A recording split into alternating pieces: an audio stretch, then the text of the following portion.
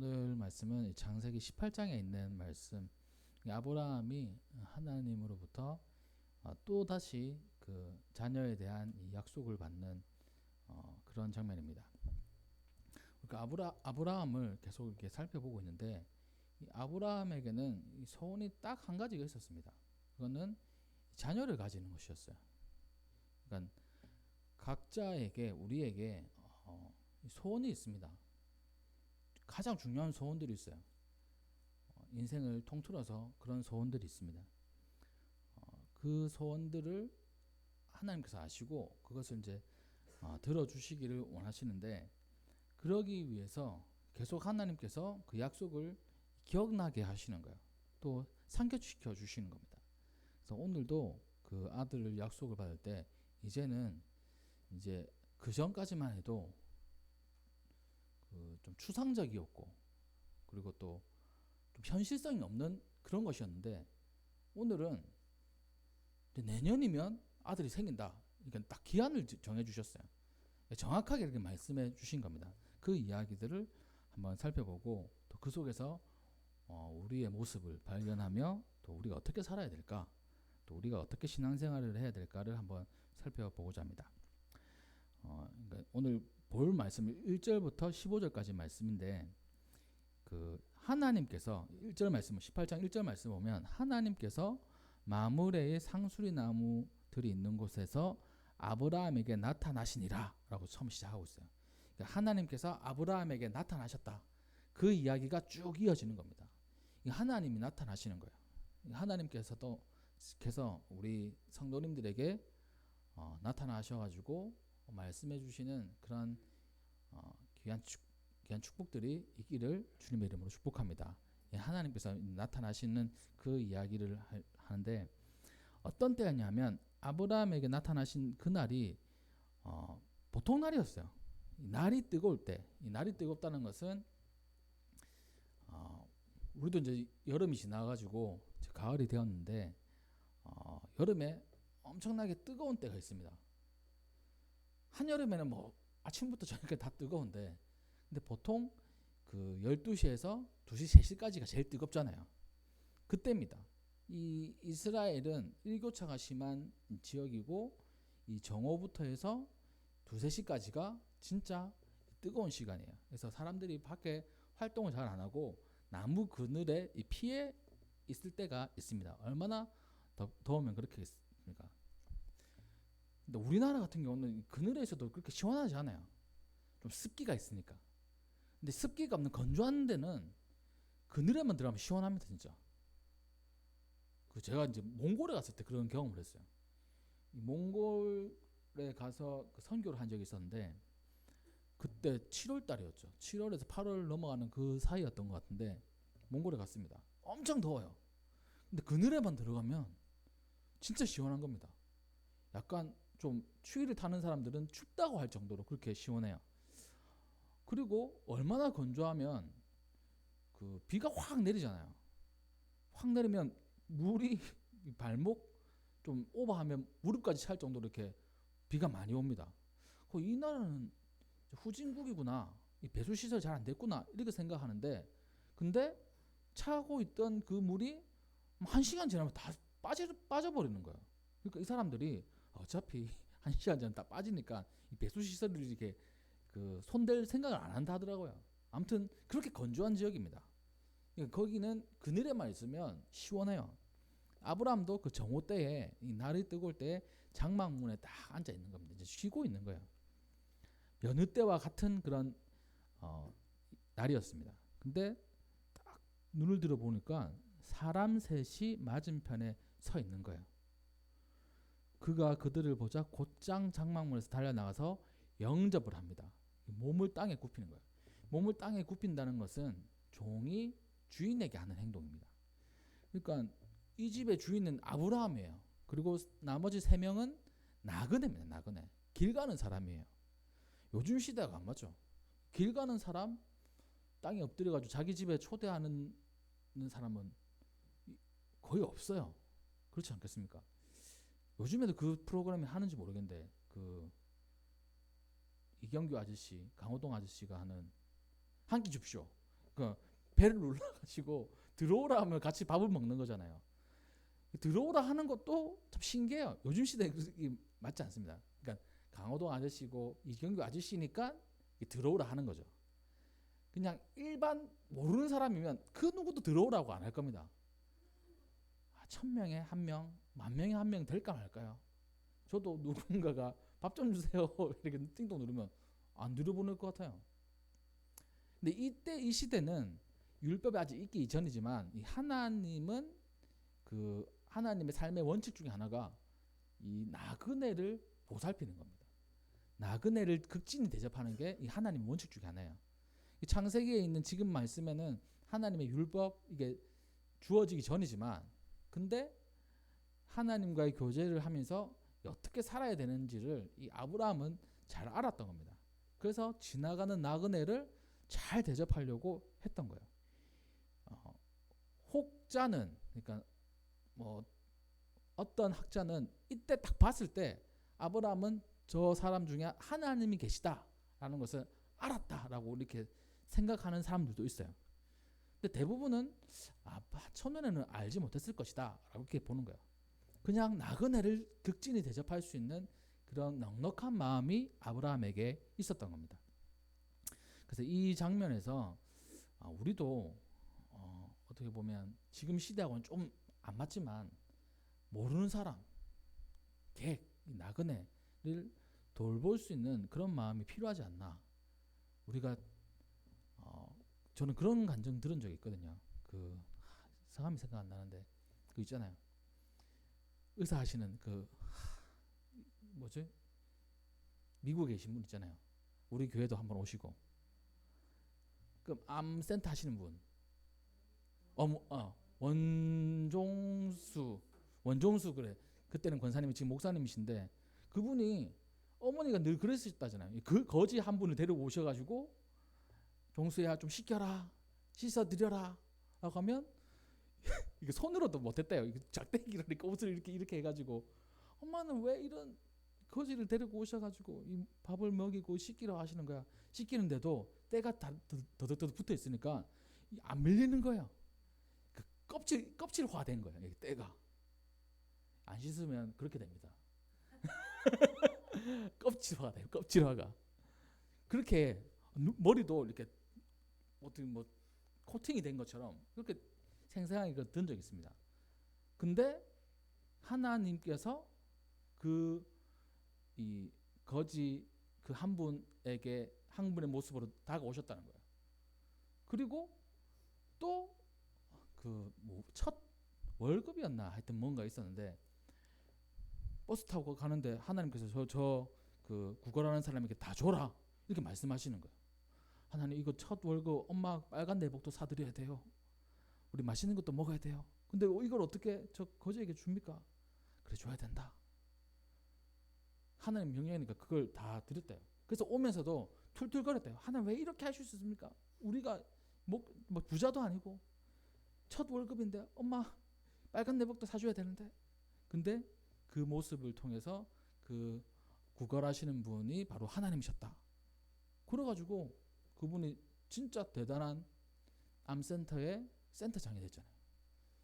손가락 안에 드는 암을 그 진단하고 또 치료하시는 분이 되었습니다. 나그네를 보살피는 거 하나님의 그 삶의 원리 중에 아주 중요한 부분이었어요. 아브라함이 이제 그런 걸 알았던 겁니다. 그래서 달려나가서 자기가 종처럼 영접하여서 몸을 굽혀서 얘기를 합니다. 내 주여. 주라고 얘기하잖아요. 주인도 아닌데 주인이라고 합니다. 내가 주께 은혜를 입었사오면 원하건대 종을 떠나 지나가지 마옵시고 물을 조금 가져오게 하사 당신들의 발을 씻기고 나무 아래서 쉬소서. 마음을 상쾌하게 하신 후에 지나가소서. 당신들이 종에게 오셨습니다. 그러자 그 세 사람이 그렇게 해라 라고 이렇게 말하는 겁니다. 아주 낮은 자세로 그 상대방 세 명을 대하는 거예요. 그러니까 이 여기서 꼭 굳이 우리가 하나님의 말씀이 아니더라도 이 상대방을 대할 때 특별히 이제 모르는 사람을 대할 때 스스로 낮추고 또 겸손한 모습이 필요할 때가 많아요. 대개 사람들은 자기가 높아지고 드러내고자 합니다. 자기가 더 높은 위치에 있었으면 좋겠다는 생각을 가지고 있어요. 제가 친구들하고 이제 얘기를 해보면 다 친구들이면 다 똑같잖아요. 근데 얘기를 해보면 거기서도 약간 뭔가 위치가 있어요. 저는 이제 제일 꽁다발이 꽁다발이라고 해야 되나? 제일 밑이에요. 그리고 좀 괜찮은 애는 친구는 좀 있는 것 같고 어깨 힘들어가고 막 그런 게 있어요. 사람을 대할 때 특별히 여러 사람들 중에 모르는 사람을 대할 때 우리가 겸손하게 나아가고 또 가까이 있는 사람들도 함께 할 때 겸손한 모습이 있어야 됩니다. 자기를 낮출 수 있어야 돼요. 예수님도 늘 그런 말씀을 하셨잖아요. 낮아지는 자가 높아지고 높아지려 하는 자가 낮아진다.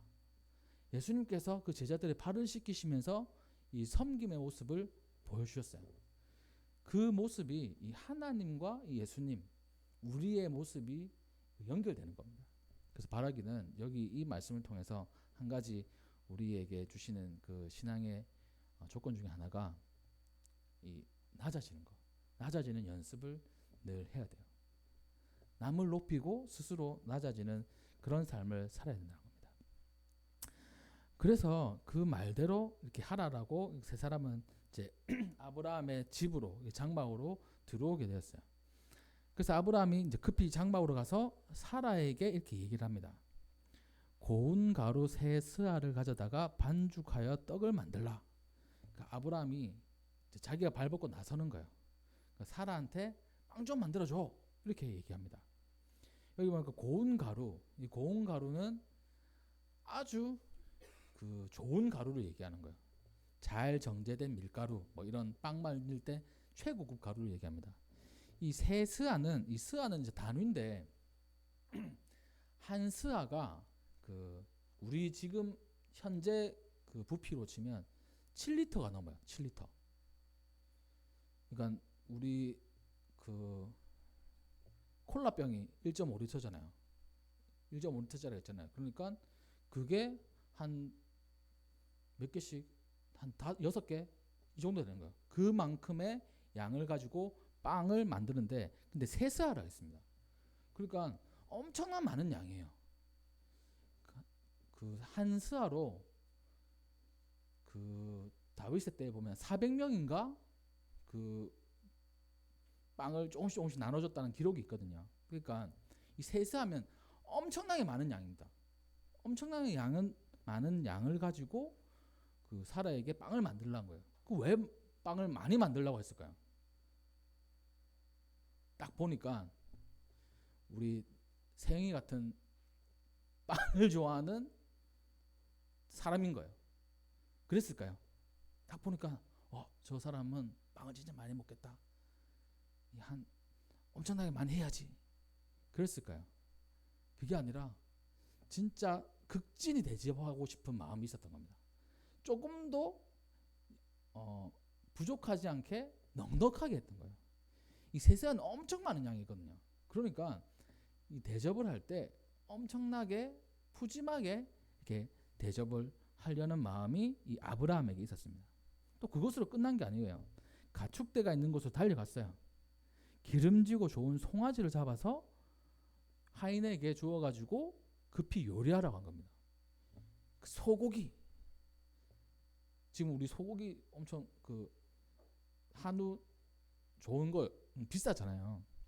이때도 비쌌을 겁니다. 좋은 송아지를 잡아서 이 요리를 하게 합니다. 그리고 엉긴 젖, 우유.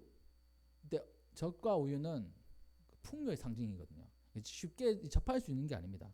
이 엉긴 젖은 치즈를 얘기하는 거예요. 치즈하고 우유를 하인에게 가져오라고 합니다. 이렇게 좋은 것을 풍성하게 이렇게 대접을 한 거예요. 그들이 이제 먹었죠. 맛있게 먹었을 겁니다.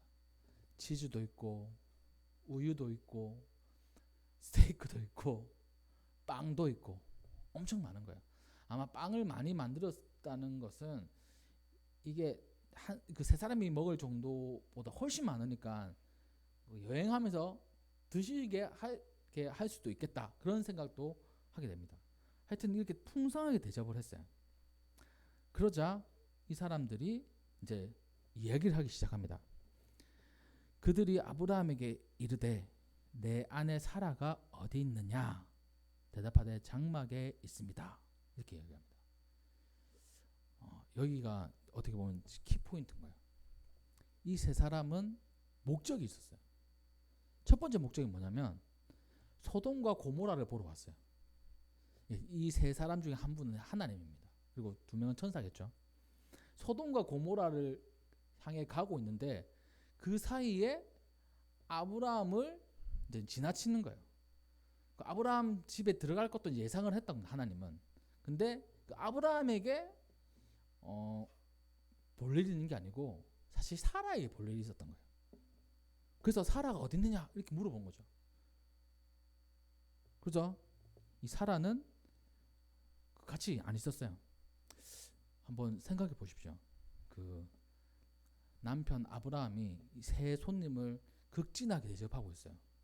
그럼 그 옆에 당연히 이 부인 사라가 같이 함께 하지 않았을까요? 되게 그렇잖아요. 근데 사라는 이 떡만 만들어주고 장막 아래 있는 겁니다. 손님 와도 거들떠보지도 않는 거야.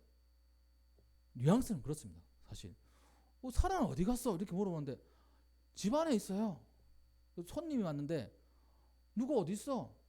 방 안에 있어요. 그러면 손님의 입장에서는 어떨까요? 약간 속상하죠.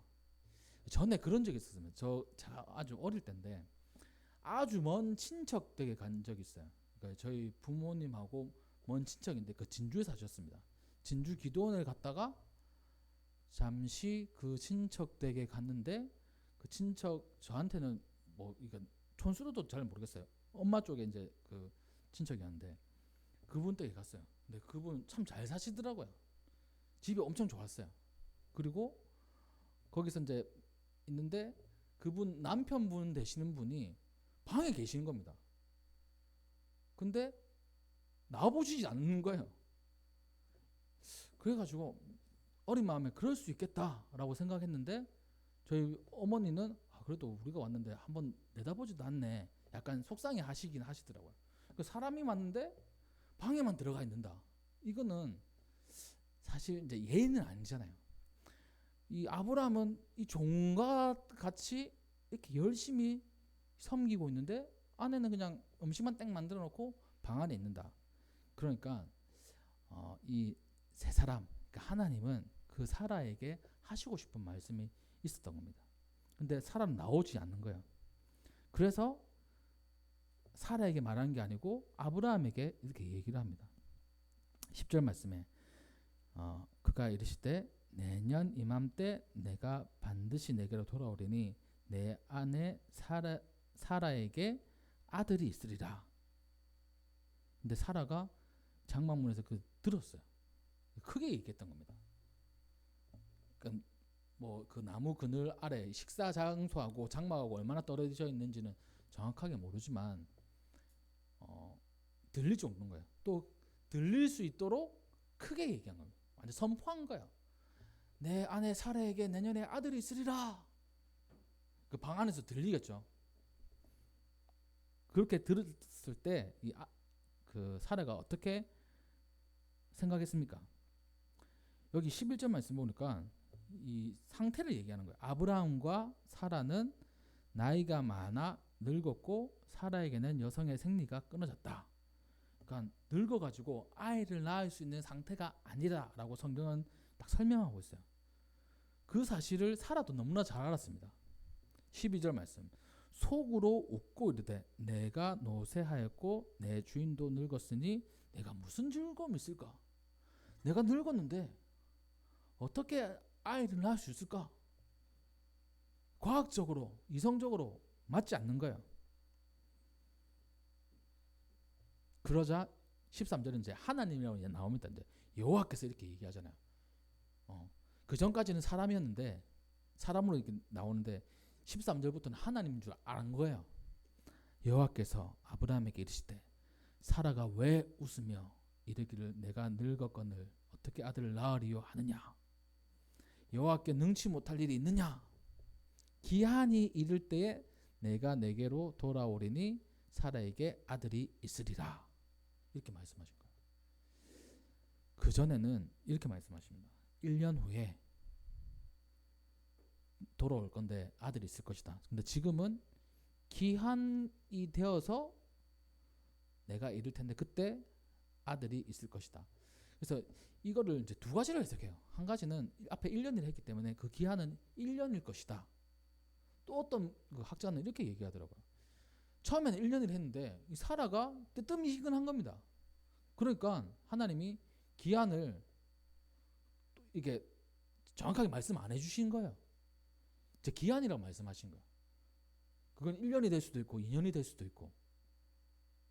그러니까 이렇게 해석하는 분도 있더라고요. 뭐 두 해석 다 맞습니다. 근데 보통 일반적인 전통적인 해석은 그 기한이 1년이라고 생각해요. 근데 제가 느끼기에 하나님이 약간 괘씸하지 않겠습니까? 내가 이렇게 얘기하는데 속으로 웃어? 기한. 어찌됐든 이 사라에게 아들이 있는 것은 이 당연한 일이었어요. 하나님 그렇게 정하셨기 때문에.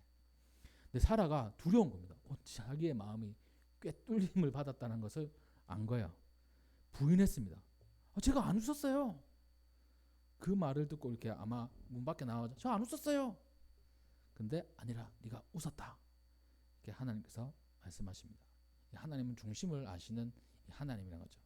이제 이게 오늘의 이야기인데 이 포인트는 뭐냐면 이 사라의 웃음 한번 깊이 있게 좀 생각해 봤으면 좋겠어요. 이 사라의 웃음이 어떤 의미일까요?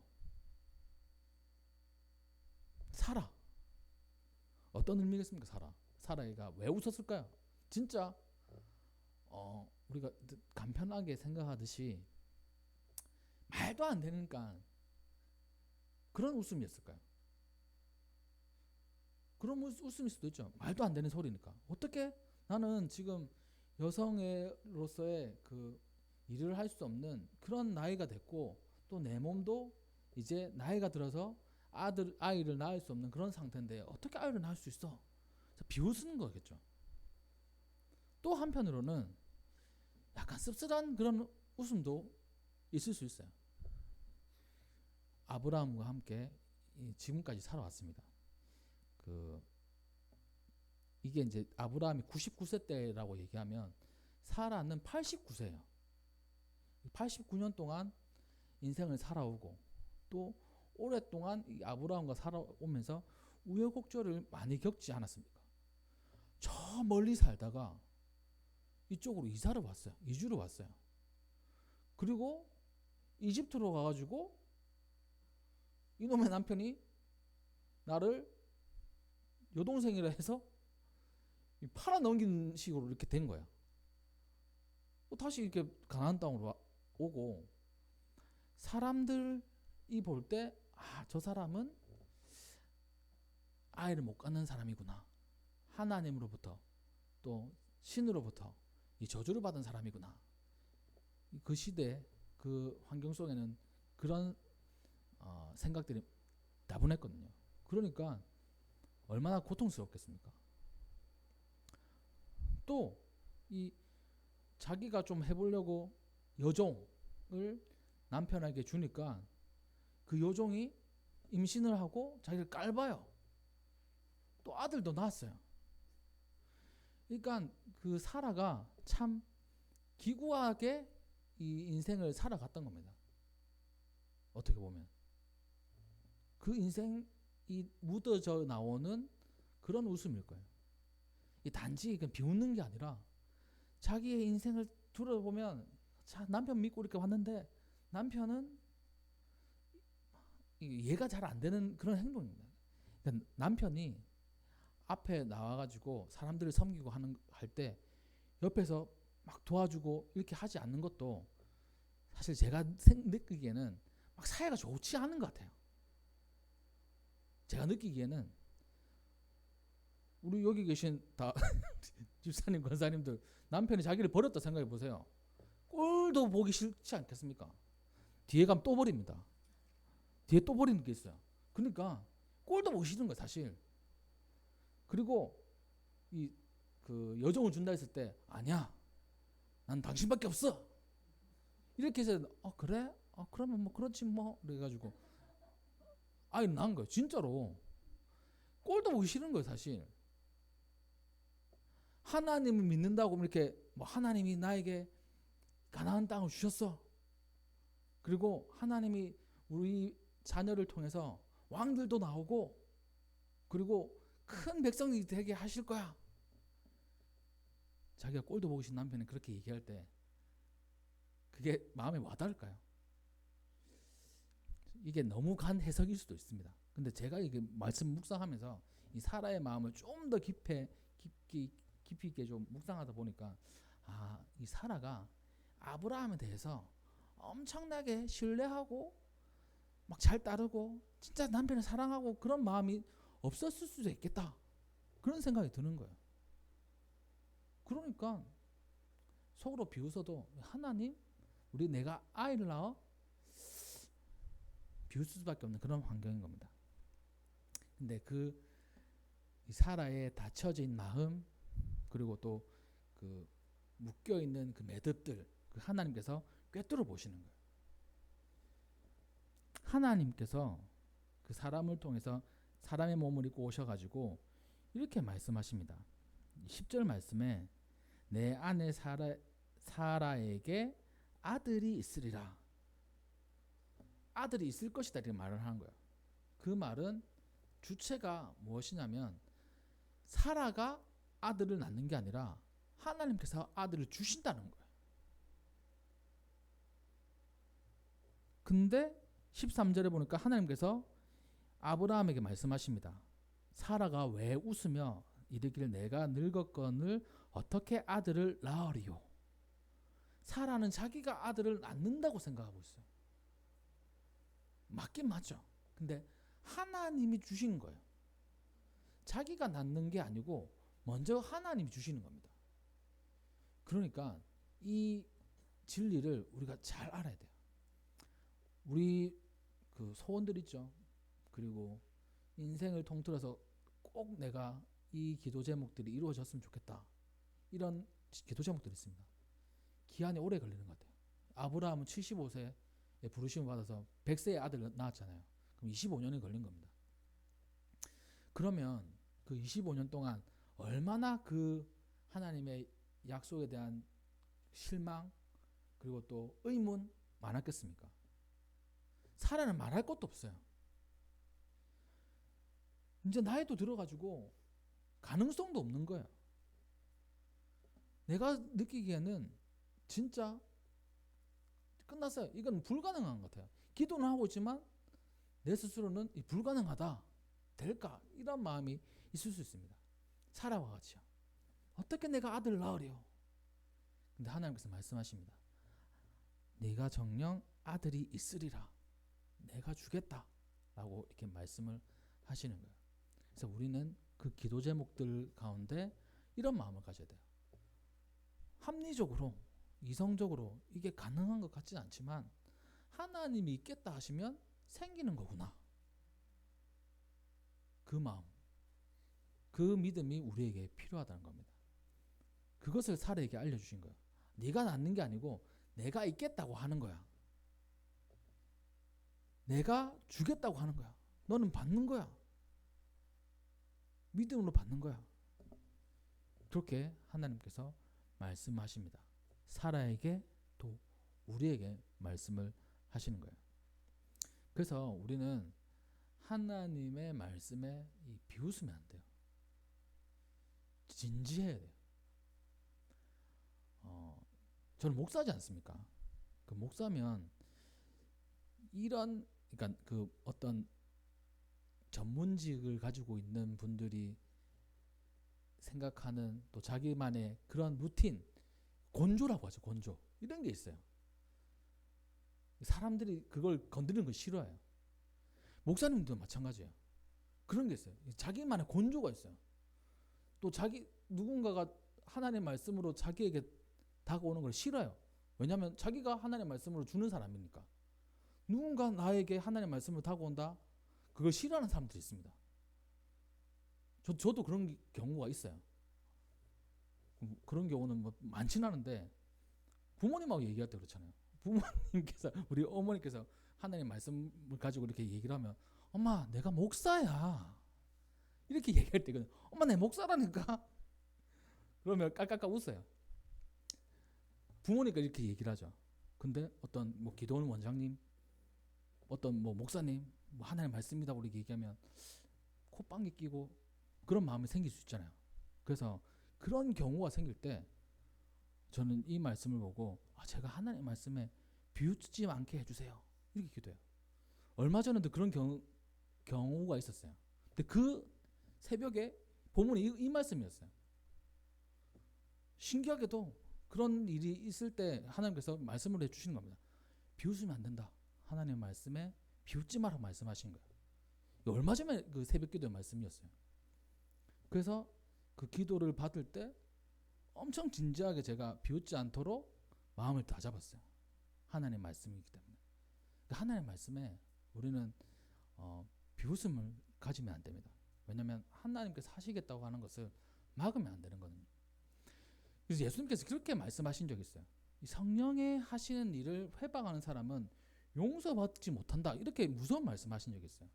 하나님은 하나님께서 하시는 일을 방해하거나 막는 것을 하나님 사랑의 하나님이잖아요. 용서하실 수 있잖아요. 근데 용서 안 하시는 게 있다고 예수님께서 말씀하신 거거든요.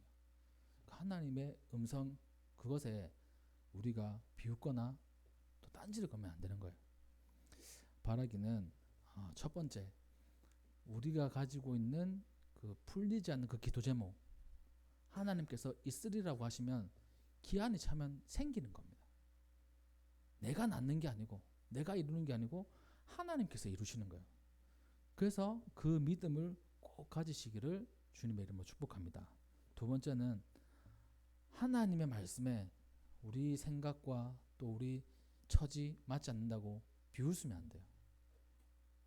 하나님의 말씀이면 아주 진지하고 또 깊이 있게 받아들여야 됩니다. 그 말씀 그대로를 살아갈 수 있어야 돼요. 사실 저는 제가 하나님이면 괘씸해가지고 사라한테 아들 안 줄 것 같아요. 근데 하나님은 아들 주십니다. 왜? 하나님이 이렇게 말씀하셔서 주시는 거예요. 사실 하나님이 말씀 안 했으면 안 줬을 거예요. 하나님 자기의 이름을 걸고 하나님 약속을 이루어 가시는 분이기 때문에 사라가 어떻게 하든 아들을 주셨습니다. 그래서 이 부분에 있어가지고 참 이게 이 신앙생활이 신비하긴 해요. 인간적인 마음이면 괘씸해서 안 주고 더 안 주고 아니면 다른 야가를 통해서 뭐 이렇게 하시든지 이렇게 할 수 있을 텐데 하나님은 아브라함과 사라를 선택하셨어요. 하나님의 선택이 모든 것에 있어가지고 가장 우위에 있는 거예요. 살아가면서 그런 게 저는 많이 느낍니다. 별거 아닌 것 같은데 저 사람 별거 아닌 것 같은데 하나님 엄청 축복을 해주세요. 그러니까 그거는 저는 이렇게밖에 생각 안 해요. 하나님께서 저 사람을 선택하셨구나. 내가 볼 때 저 사람 별거 아니에요. 근데 엄청 대단해. 하나님께서 귀하게 쓰시는 것 같아. 하나님께서 저분의 환경 이런 게 상관없이 선택을 하신 거예요. 그건 하나님의 주권이라 가지고 내가 왈가왈부할 수 없는 겁니다. 제가 할 수 있는 거는 저에게 맡겨진 그 일들을 제가 잘 감당할 수 있도록 이렇게 하는 거죠.